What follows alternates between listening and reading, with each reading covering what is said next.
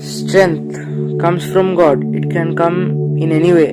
For example, for a failing student, strength can come from God in the form of a good and understanding teacher or a friend. For a wandering person, strength can come through a supernatural food supply, like how God provided food through the ravens for Elijah.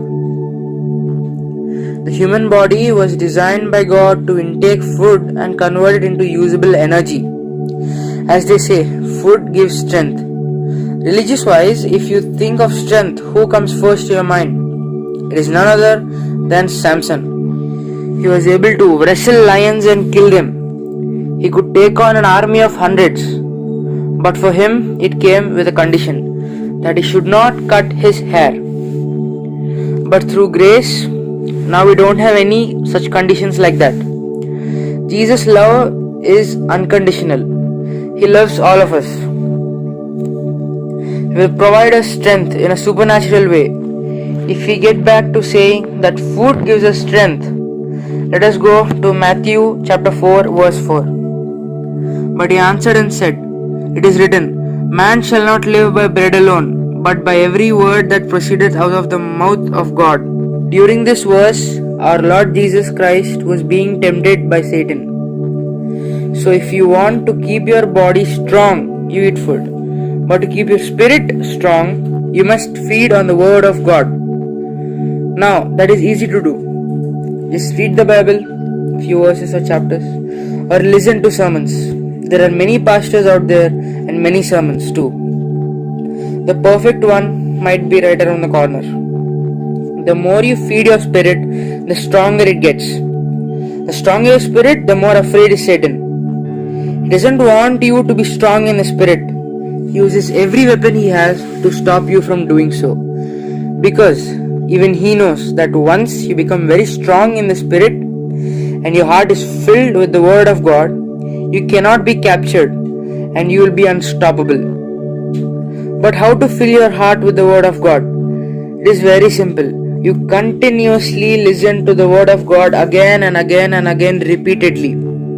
This fills your heart to the brim with the word of God, which means now there is no more room in your heart for Satan and his evil thoughts to come in.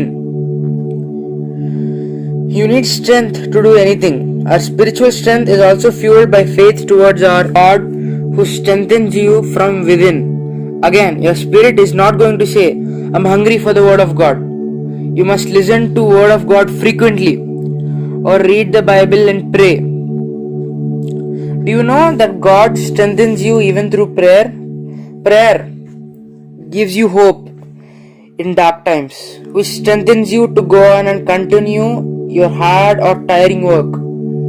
By listening to the word, your faith also increases, which in turn removes all your worry and fear of death or anything else.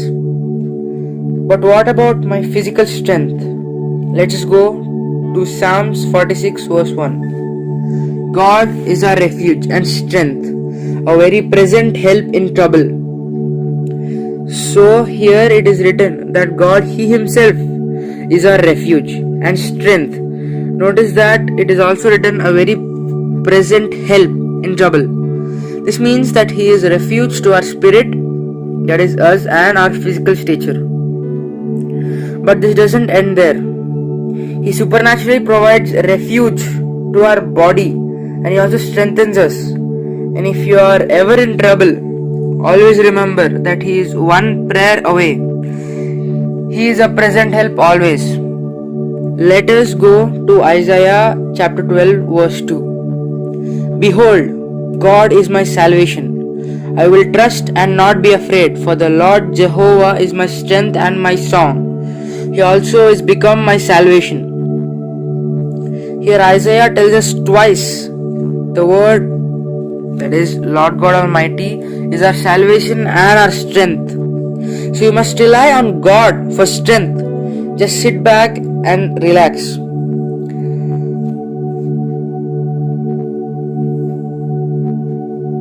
Hello dear brothers and sisters. If you are blessed by this sermon, please like the video and subscribe to the channel to get notified for the next one. Share this video to others and finally comment down what touched you. Have a great day. Amen.